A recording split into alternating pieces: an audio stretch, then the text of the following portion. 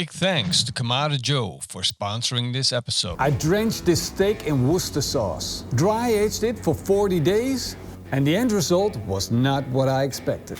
Look at this steak! Yes, underneath this mummified unit is a steak. Isn't that mind-blowing? I can't believe how this looks. This is a total surprise. And it all started 40 days ago, because that was the day that my butcher Van de Zee showed up with these beautiful T-bones. The T-bone is a part of the back of the cow. It is basically a cross-section of the backbone that connects to the rib. This was a lean steak, but with a beautiful fat cap. Nice dark red meat. And it's the perfect combination because the bone and the fat will protect the meat once it goes into the dry aging process. And another bonus is that the bone will keep the meat standing upright, so we have a maximum amount of airflow around the meat. And this is Worcestershire sauce. That's actually written down as Worcestershire sauce, but commonly pronounced as Worcester sauce. It is a sauce that is commonly used to make barbecue sauces. And it's one of the ingredients that I use the most next to salt. So that's why it's the perfect ingredient for a steak experiment. If I can dry age a steak in Worcester sauce, I immediately turn this steak into a barbecued steak. So I'm going to take a brush, some of that Worcester sauce, and I'm going to brush it all over the steak. Make sure I'm getting it wet and getting the flavor on. Now, of course, this is not going to stick well, so I need to put on cheesecloth. This is that cheesecloth, and it's commonly used to sieve food. For instance, when a chef wants a clear soup, he will pass all the food through the sieve and end up with a clear broth. But in the old days, it was used to fabricate cheese with. It adds absolutely no flavor to the product, while at the same time it allows the food to hold shape. Now, I'm using it to dry age my steak while I still have plenty of Worcester sauce on my steak while it's dry aging. So now I'm going to add another layer of Worcester sauce on top of the cloth to make it absolutely soaking wet. This will hold the Worcester sauce for a longer period of time and will slowly evaporate, while the flavor of the sauce sticks to the meat when it's dry aging. Essentially, I am mummifying this steak with flavors attached to it. I'm also going to put exactly the same steak next to this steak as a reference. This is an environment where temperature, humidity, and bacteria is controlled to have the perfect dry aging circumstances. And there, I'm gonna leave it for 40 days. And that's how I did it. 2 steaks, dry aged for 40 days. One is the reference steak. And as you can see, it dry aged as you would expect. Beautiful dry pellicle on the outside, lost a little bit of weight, and got more compact. But what I'm really interested in is our mummified steak.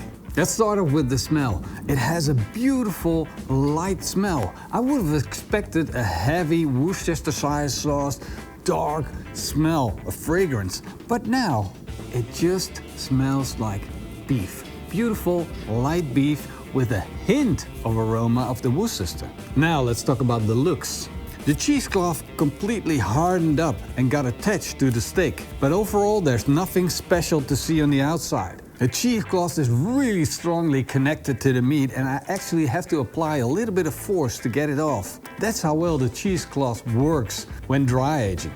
Wow, the color of this steak immediately stands out. It completely turned black. The color is so much darker than an ordinary dry-aged steak, which still has a little bit of red inside of it. This is almost as black as my gloves. Even the fat cap turned into a dark brown color. The outside of the steak turned completely hard. If I press on it with my finger, I can't even get a dent in it. First I want to get the meat off the bone. So I'm going to take my knife and work it along the bone. This works best if you use a flexible knife. I got a beautiful dark red color that you would expect from dry aging and very little pellicle from dry aging. And that's the exact reason why I left the bone and the fat cap on. I'm gonna cut off the hard dry pellicle and remove every little dark spot so that I end up with a beautiful red steak. The steak turned nice and soft. And the strange thing is that the Worcester dry-aged steak has a lighter red color than the regular dry-aged steak. Now it's time we start firing up that grill. But we will only know what the real difference is when we cook our steaks. Now that I've got my steaks ready to go, I'm gonna grill them on the Kamado Joe Jr. There's already a little bit of leftover charcoal inside from the last cook. I'm gonna use that, so I'm gonna start it up with some fire starters.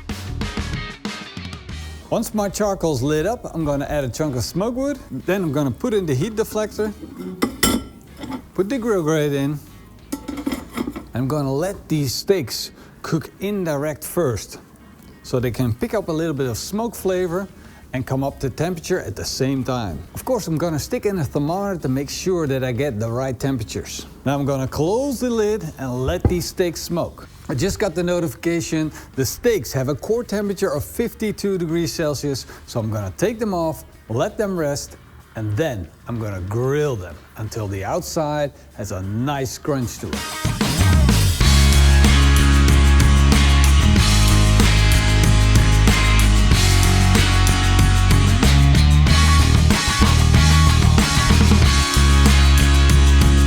This is one mighty fine looking steak. I got a thick crust on the outside, but what I want to know is, what does it look like on the inside? Ooh, that is one good looking steak. Nice and juicy. And as you can see from the dry aging, the color changed from a dark red on the inside to a light gray. But hey, I don't care about any color. I just want to know if I can taste the Worcestershire sauce, the Worcester sauce steak. Just imagine what that unlocks. Think about it before we dive into this. If this works. I've been waiting for this steak for 40 days. Imagine 40 days, how that feels. That's a long wait, but it's finally here. It's finally here. Let's have a taste. Season it with a little bit of salt and then give it a try.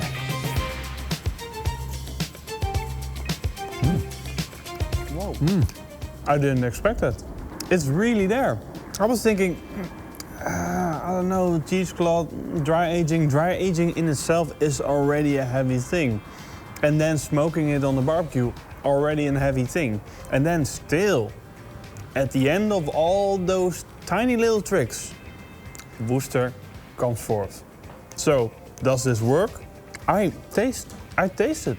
Of course, you got the smoke flavor, you got the beef flavor, but there's this acidity from the Worcester sauce. That's really good. This is nice. It's not exaggerated. It's not like, whoa, this is the Worcester steak.